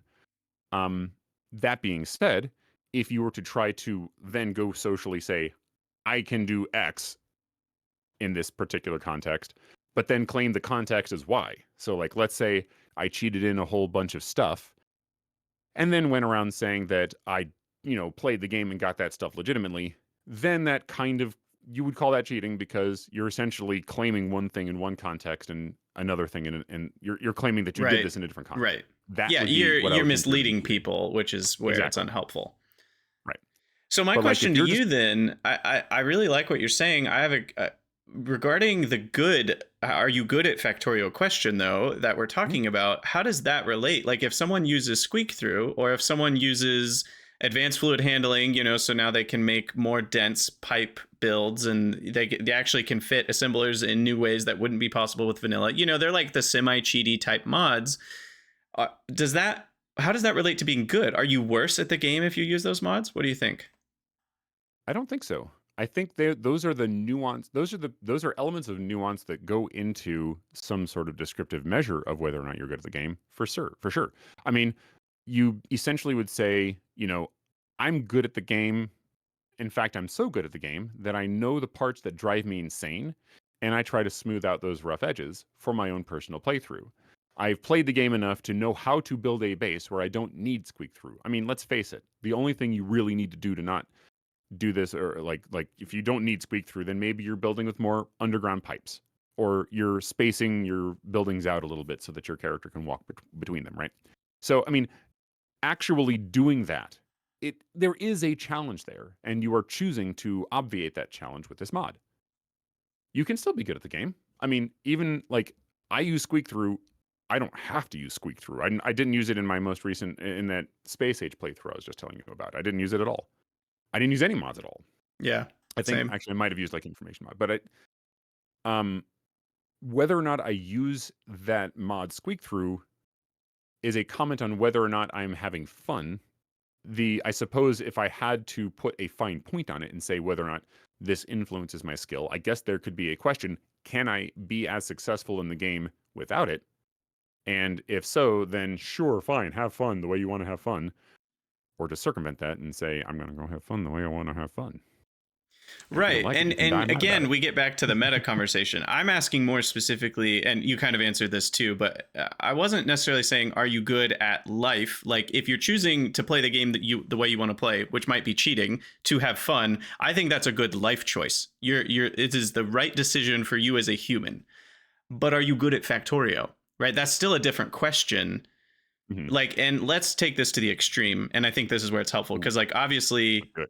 the dividing point is somewhere between 100 and 0. If you were to literally cheat into your inventory, Oh man, here we go. all of the items and let's go back to 1.1 Factorio. Let's ignore Space Age for a second. And you were to cheat into your inventory a rocket silo, a bunch of a nuclear thing with the nuclear fuel to fuel it, and all the things you need for that, and then cheat in all the items to launch a rocket, and then you launch the rocket, and then you say to yourself, I'm good at Factorio. Like that. No, you're not. You just cheated in all the items to finish the game. Like that's Sure. obviously not there. So at some point, cheating does cross a threshold that it will make you worse at the game because Sure. it's removing the need to actually engage with the game. Now, obviously, we would agree that squeak through is not doing that. Uh, but it does remove the need to You say engage with. obviously, and yet Exactly. Well, that's what I was saying. I've had. It's not 0. It's certainly Sure. not 100 on the cheating spectrum, but it's not 0. And a lot of the mods that I use are not 0. So are they making me worse at the game? So I think the way I would approach that is the awful thing to do, which is to say, is this a reasonable position to take? And I know that sounds like a cop-out answer, because now all of a sudden, all right, we've just moved it's a subjective thing to is it reasonable, which is also subjective. Good job, us. But I mean, moreover, what I'm trying to say is that you can make a case for this. And to a certain extent, you're talking about whether or not, is it cheating, is it not cheating, etc. To a certain extent, it's you have to come up with that definition or whatever you're going to do with your interlocutor, the person you're talking with. Who is it that you're being judged by, right? Because like I might not be able to convince, I don't want to put words in Bold Viking's mouth, although he's mentioned it before. That he doesn't choose to use squeak through, and he's sort of like poked light fun. He's not actually making fun of anybody, but poked light fun at people who use squeak through, and that's fine. I might not be able to convince him that the non-zero-ness of it being cheaty is still not past the threshold, because I mean, someone's going to put their threshold at like 0. Some people are going to put it at 50 or whatever you want to say. Right. But I think that really the metric is it reasonable to say whether or not you're good at the game? Because like I don't need to play the squeak through. I just do. And that would actually be an element of having that discussion and saying, I would consider it a reasonable position to say, yes, I can play the game without squeak through. I simply do so to make my experience fun. And Right. I think that sort of, it gets, God, this gets down to the question of how do we get at truth? Oh, dear Lord, I don't want to go there. Yeah. Let's not go that deep, because kind of the point of this topic is to take something subjective and try to objectify it in various ways, not because we have objective truth, but because we're just breaking down like what are the different ways that this subjective thing can be analyzed to be helpful. Because like we said, at some point you will wake up and you will say, I'm good at Factorio. And I just wanted to get a little bit into like, what is that point? And I think we've done a really good job talking about this. I think you've been really helpful kind of analyzing some of the meta of like, so much of this is also linked to how we are in life outside of the video game. And we've connected that to like, what about the video game itself? What about, are you good at building assemblers and lining them up in straight lines that look neat to you? Are you achieving the goals that you have set forth? Are you experienced? Do you know where you're going? Do you know how to accomplish it? Like, these are all measures of goodness, of actually being good at Factorio. But all of that is subservient to like, are you having fun with the game? and you can have fun with the game even if you're bad at the game, and that's important to not shame yourself for that. I'm just trying to summarize some of what we've talked about for all this. No, So yeah, yeah. I just think it's really a cool conversation, and I think we need more of these in the video gaming world. You know, I'm the most present in the Factorio communities, but in a lot of the communities I've been a part of, there's a lot of posturing and like I'm better than you and all this sort of gatekeeping or, you know, whatever measuring that is unhelpful. And I think it's really helpful to remind ourselves like, yes, there are ways to measure your goodness at something, and sometimes it's good to be competitive. You know, for things like chess, where it's like it's a game where you're competing against other people. Factorio is not a game where you're competing against other people, and it can be fun if we're all running the same race to kind of see what our times were, but not if it's to shame other people. It's only fun in as much as it's like, oh, you were able to get that, like you were able to build a green circuit build that looks that neat. I'm inspired to do that myself now. But if I'm like, oh, you built a build that looks that neat, I don't really care about looking that neat, then I shouldn't feel shamed by your build. And I think that's what I'm wanting some listeners to take away is like, you do not need to be good at every aspect of Factorio. You only need to be good at the ones you want to be good at. And if you don't want to be good at any of them, you don't need to feel the need to do that as long as you're having fun. Yeah, I mean, that's ultimately why it's called a game. This is Exactly. that's literally why we play this thing. It's meant to be for recreation and our enjoyment. And I do actually respect those that try to take it to sort of, and I'm going to use this term loosely, an esports level. Like Mm-hmm. they really try to become good at it. They say, you know what? I am so passionately inspired by this activity that I'm going to actually grind on this and I'm going to gain skill. I'm going to make a blueprint book in another game so that I could use it in another game. Some players would consider that cheating, but the point ultimately comes down to, you know, you're saying I want to be really good at this thing objectively, have measures that are objective, the amount of time it took, the Right. amount of productivity I have, etc. And that's fine too. Um, it's interesting you say that because I don't see a whole lot of shaming going on. But then again, I also don't pay I mean attention self to. shaming. In the Factorio community, I Yes, see people shaming I see. themselves far more than people Yes, shaming others. I do I see do that some all of the that time. though.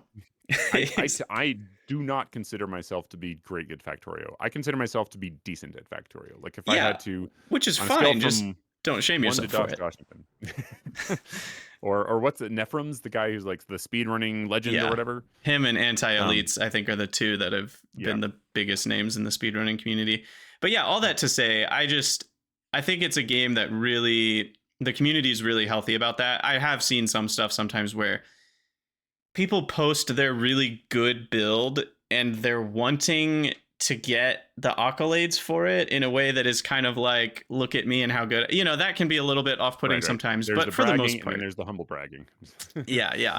But all that to say, I think what's important is just for us as players to make sure we are lining up with our own vision of what we want to get out of the game, because it is just a video game. If you're not having fun, why are you doing it? What's interesting is that there's one other aspect to it, and as a modder, I sort of say like my pleasure from Factorio now comes from modding the game.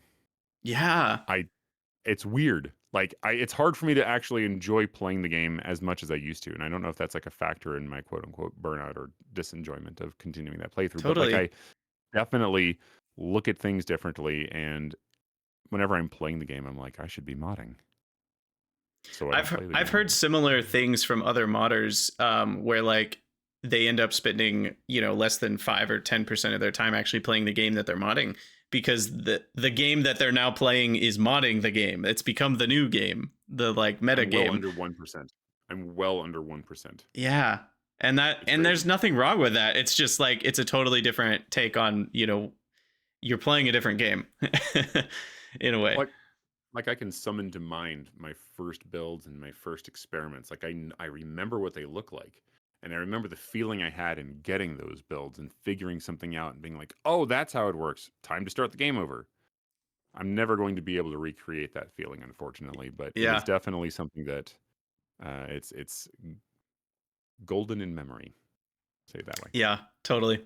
Awesome. Well, I think we'll probably need to wrap it up here. This has been an awesome topic. I feel like we could have talked even longer about it. We were a bit rambly. That's my fault, everybody. I didn't write the show notes very concisely. Yeah, it's totally his fault. I had nothing to do with it. I clearly never ramble. Yeah. No, it was a little bit more aimless because I didn't organize the thoughts in a very good order. That is on me. But I think it's a really interesting topic, and definitely let us know in the comments if you're on the YouTube version or if you're on the Spotify version. Come to the Krydania Discord, and there's a channel for the Factory Must Grow, or you can head over to the YouTube version, which is on the Krydax Extra channel, and leave comments there, because I'm curious what you guys all think. I know there's a lot of topics we didn't hit on. I'm sure there are some things we didn't say perfectly well, so if you felt like we pushed a button, let us know what it was, because there are a lot of emotional topics on this and very opinionated topics on this, and so take everything we said with a little bit of margin. We were just discussing it out in the open here. This is a safe space, so don't rake us over the coals, because if we hashtag not legal advice. Exactly. If it sounded like we were saying something really rude or mean, we probably didn't mean it that way, because we're not that kind of person. So anyway, all that to say, thank you all for listening. If you'd like to support the podcast, as always, head over to patreon.com/Krydax. Galdoc, thank you for hanging out. It was great chatting with you. Thank you for having me. It's always a pleasure. Yeah. And first and third Monday, we will plan to stream the cast. Our next cast will, I believe, be on Sunday the 18th, which is a day before the Monday. I'll double check on that, and I will post the time on the Krydania Discord. And as always, if you have any questions, ideas, or topics for guests, or questions, topics, or ideas for guests, I think I said that wrong. Anyway, too many words. I think we know what you meant. Head over to the Krydania Discord and let me know there. I'll put a link in the description. Thank you all for listening, and we'll see you next time. Always remember, the factory must grow. Peace out. I have a concept of a guest. And we are still live on Twitch here. Hello, Twitch. There are a couple comments. And good morning, Mars. Yeah, exactly. Right. There are a couple of comments I wanted to respond to too. You can head out. I don't know if you need to go. No, I'm fine. I was gonna at some point get a sandwich, but right now I'm good. Sandwiches are great. Anyway, yeah. Just during the cast, some people were talking about Code Green was mentioning ease of hand building or blueprints, being other ways to measure. There are, and that's totally true. There's so many ways to measure. I think it was interesting talking about the good grind versus bad grind, Sir Puke. I don't know if you're still here, but just the idea of the bad grind being, and it's hard because it's a spectrum, right? Just like everything else we're talking about. There's not a way to objectively measure it, because some people like games where when you put in more time, you get more out of it. And that's not inherently bad, right? Let's say you take Minecraft before there were all the billions of mechanics. You take before modded. If you put in more time mining in caves, you end up with more iron ore. Is that a bad grind? I don't think so, because the action of mining the iron ore is really fun for some people. The action of exploring the caves, the whole process is fun. So it's okay for a loop to be grindy if it's enjoyable, but it's not enjoyable to everybody, which is why some people will cheat, ore patch it, or they'll cheat the ore into their inventories. They're like, I don't want to spend 3 hours mining, so I'll just skip that process. And that's valid too. But I don't think it's necessarily correct to say it's a bad grind if time is the only investment, because fun can be had during that time. So I'm thinking of Diablo 2. Yes, I was thinking of Path of Exile 2, which I'm currently playing. I need to try that game. I played a little bit of Path of Exile. I loved Diablo 2, and I know that Path of Exile is more of a spiritual successor to Diablo 2 than Diablo 3 was, which is horrible. I would agree with that. But when it comes to Diablo 2, there was a particular moment in the game where it was before the Lord of Destruction came out, which was the one that added Baal. And when I was playing it, there was a particular spot where you could try to get a particular type of loot from, I think it was Mephisto. And the essential thing you were tasked with doing was you load up the game, you go to the waypoint, you go to the thing, and I was playing the sorceress or whatever, and I'm teleporting through this dungeon, and I find Mephisto. You're too late. Heard that 18 million times. Yep. And you kill him in 2 hits. Exactly. I throw my little frost orb out there, and did I get the scepter of whatever luck? I can't remember the name of it. It doesn't matter. But Uh-huh. the point is that like I get the item or not? And the thing is that it's like, okay, that was a thing I did a whole lot of. And to a certain extent I enjoyed it. And on another level, it really was a crappy kind of enjoyment. It was the rat hitting the button and getting a random reward of cocaine or whatever it is, right? Yep. It was not super. i- I regret having done it. I'll say it that way. Yeah, you look Um, back and you're like, was that time well spent? Probably not. exactly. And I look back and I on another Blizzard game, World of Warcraft, which I mentioned, and th- some of the grind in World of Warcraft was utterly abominable. It was even worse than that. It was doing your daily quests. Yeah, the dailies. Dear God, I hated them so much. Can you go kill 10 Borple Dooples? And if you kill, I'll give you 10 reputation. Oh, Uh-huh. Uh-huh. everybody calm down. We don't have to make games like this. Yeah. But there were some parts of the grind that were fun. Like, so much fun that I don't regret having done them. And that was when they finally tuned the experience of the raid well. When I say well, I mean like, okay, fine. I actually played back in vanilla 2004 when you played Mm-hmm. Molten Core, right? Back when playing Molten Core wasn't just this sort of nostalgia grab that Blizzard did because they Yeah, yeah. re-released everything. But we would go in there and you would hear, "Too soon, Executus." Yeah, over and over again because no one knew how to play the game. People would jump in the fire. They would jump Yep. in the lava. They Don't would do that. eat the. They would get hit in the face by this giant. It's like, dude, play the game well. You don't know how. No one knows how. We're used to going to like Whisper Spring Forest and fighting like a giant moth or whatever, right? This is a 10-foot tall thing. What do we do? Okay, fine. That was fun because when you finally got him down, now every week you go back in there and you're getting better at it. And Yeah. you're doing it socially. There's like more than there. It's not like you're just this one person teleporting through a single dungeon that you wish you could make shorter and just trying to like hit this one button that does or does not give you the staff you're looking for. Right. It's you're with a whole bunch of people and you're doing stuff. They managed to make that a little too crappy because eventually, like the word for all the enemies in between you and the bosses gets a very apt name. It's called trash. Yeah, exactly. Because it's about how much it's usually worth. You're like, I hate this part. I just want to fight bosses. But then you Yeah. give them one where there is no trash, like the Colosseum or whatever in Wrath of the Lich King, and it's just a boss rush essentially. Like there's pauses between, obviously, but like you still, it's just a sequence of bosses. Fine. And then you're like, man, I like that raid, but they don't put a whole lot of them in there. So there are good and bad quote unquote grinds. Yeah, There and are, I yeah, think sorry. well, what's interesting about it though is even the way you're talking about it, like there's a lot of subjectivity in, like the Diablo grind, for example. Like I think it just depends on some of the connection that we have with our own selves. Some people are doing that Diablo grind because they know what they're signing up for in a way. Like they're not just the rat hitting the button, even though action wise they are just teleporting to get to the floor 3 and then kill Mephisto and okay, I didn't get the item, run it again. Like the actual actions they're taking are very repetitive and arguably not that interesting to execute. And that's bad if you've gotten suckered into being in that position without really understanding it. But I think as players, like sometimes games are like that a little bit, but we want the overall experience of like, yeah, but like I kind of want to just sink 5 hours into that over the course of my week and maybe get a couple cool items. And that's okay. Like I don't think that inherently, I do think though that you're right that like design wise that's not how you want your game to feel. Now some games do that in order to be addicting. Like you look at things like Candy Crush and mobile games in general are designed to be extremely grindy unless you pay for the special currency with real money, right? And like that's a whole different category. That's BS if you're designing your game to specifically withhold things from players so that they play more, so that they spend more real money. Like that's pretty dirty. It's what a lot I of have games do. so many opinions on that that Yeah, would we ban me don't. from every gaming industry ever. No one's going to hire me because of the thoughts I hold on that Yeah, I particular think we topic. can probably agree on most And of that's those okay. thoughts. All that Don't to hire me. I don't say, want to.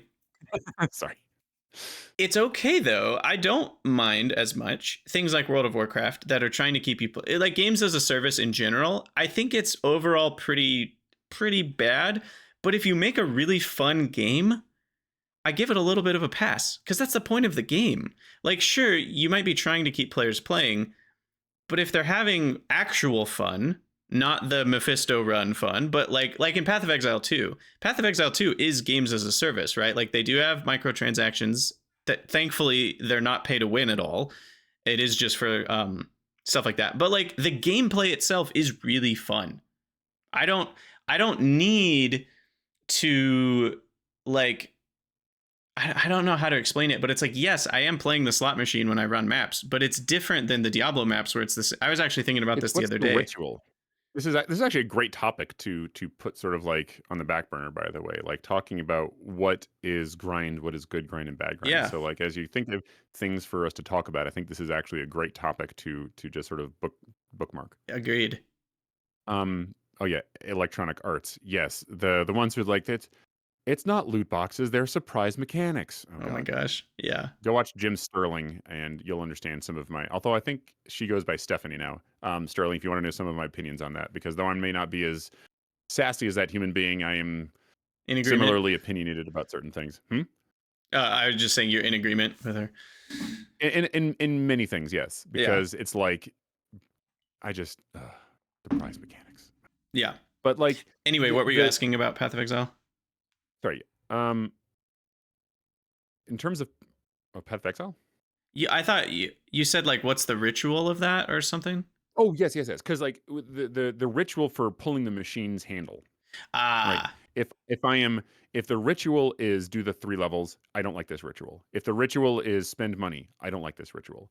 If the ritual is we all come together and you can have fun doing this and you can compete in some senses, like on the DPS charts, druid power shifting for the win.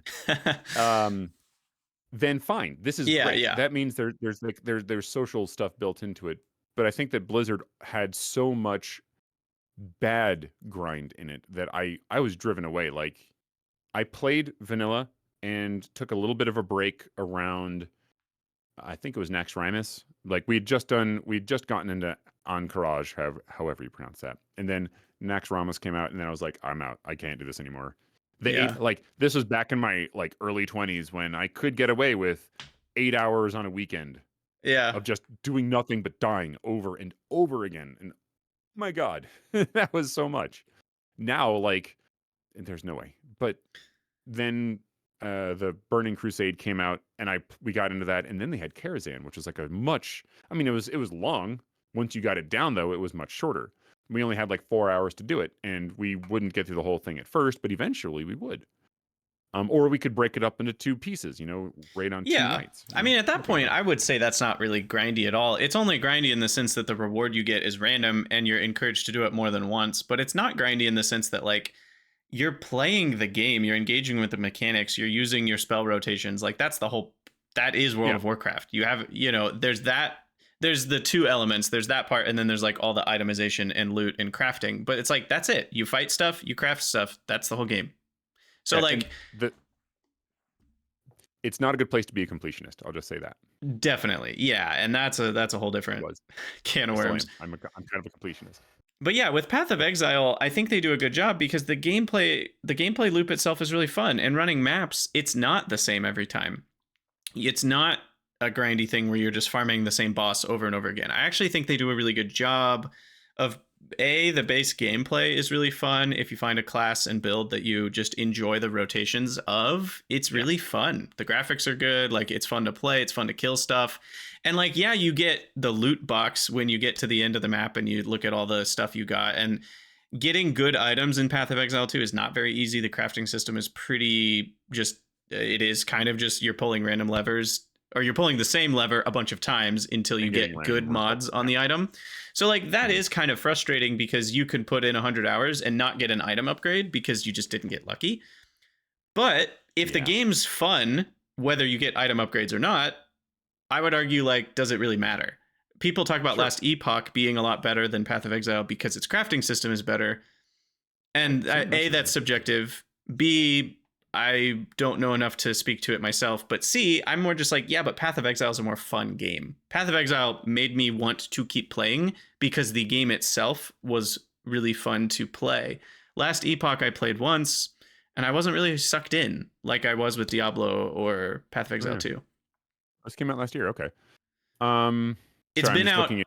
Yeah, it's been out in early access for a long time, and then they've did the like 1.0 release last year. Gotcha. Okay. Well, But and I mean, this is yeah, for me at least, my threshold for when does a thing remain novel or not is probably a lot lower these days. yes, Being a exactly, designer because you have means less that all of a time. sudden you think about this more. Well, it's not just time; it's more like it's almost jadedness. I've played a lot of games now.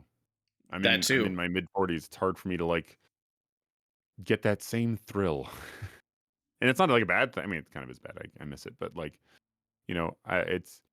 I know that my subjective like where I would place my willingness to play a game and based on how much novelty I'm extracting from it or pleasure from Totally. novelty, I Yeah. should say, is different than everyone else's. Oh yeah, Um, mine is in the toilet. I barely play new games at all unless I'm convinced they're going to be incredible. I have such a high bar. Like I'm like, is yeah, it not overwhelmingly positive on Steam? If not, why am I playing it? Like there's plenty of overwhelmingly positive games that I haven't played. Why don't I yeah, play one of those if I need a new game? So it's I have a very high bar as well, and I think it's part of it's like you said, just getting older and having played more games. Um, but some of it is also I'm willing to it's weird. I have these little pet things that I really like, and I'm totally willing to not, you know, uh, not have a high bar for those. So it's like we're all inconsistent in our own little ways, and that's fine. But we're humans, we're messy, we're all works yeah, in progress. exactly. All that Yeah, I to don't know. say, Alor about Last Epoch crafting, I do agree. Most people agree it's better, but I think Path of Exile 2 is still a better game in terms of the gameplay.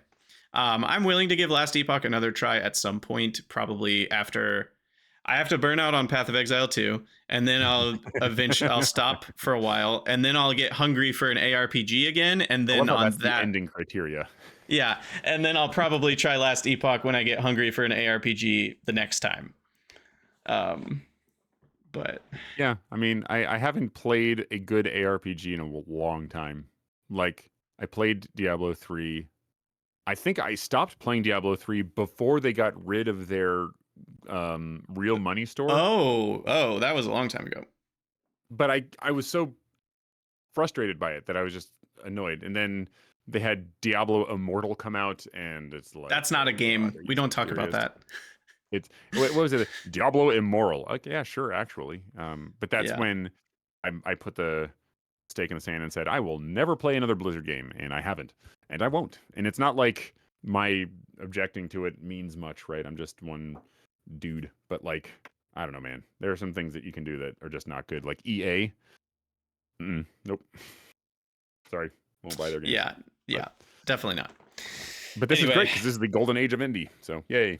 yeah. It's easy enough to find incredible games that it's not worth our time to play games that aren't incredible. And Yeah. unless I guess if you're just like I just want to play as many new games as possible, maybe you need to get to some that aren't incredible. But What was that line from Ratatouille? If I put it in my mouth and I don't love it, I don't swallow.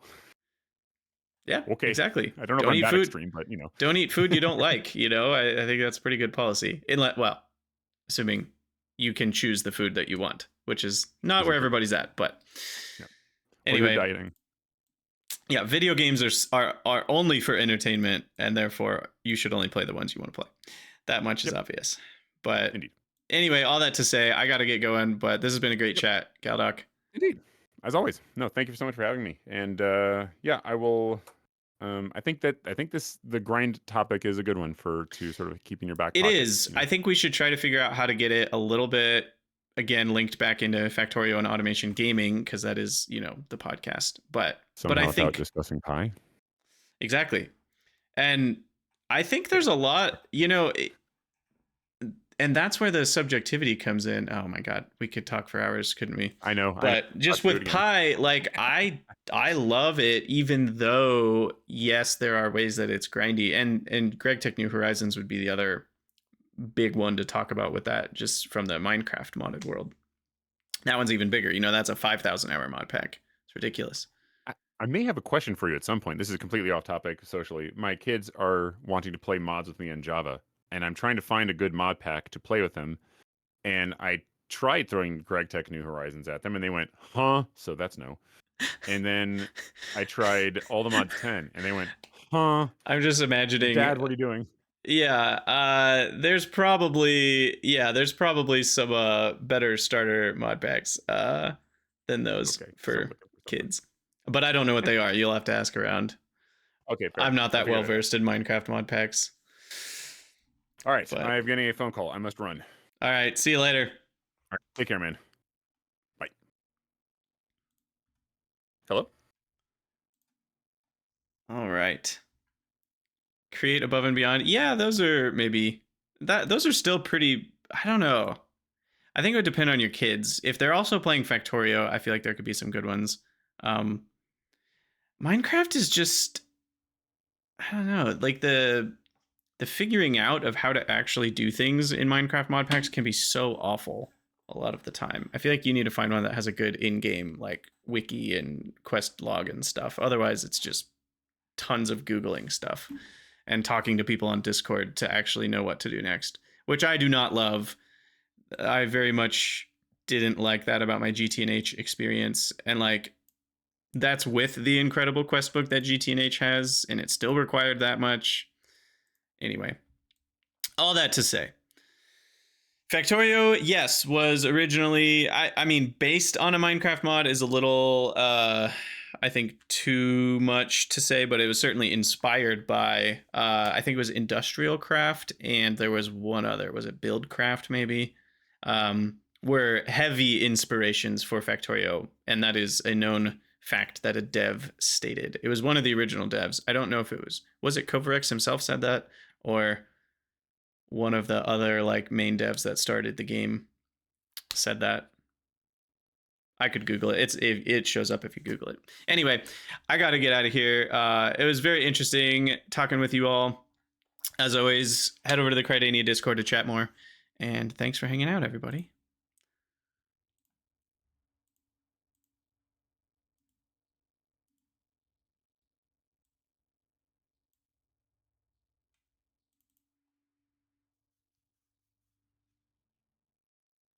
See you later, Alor.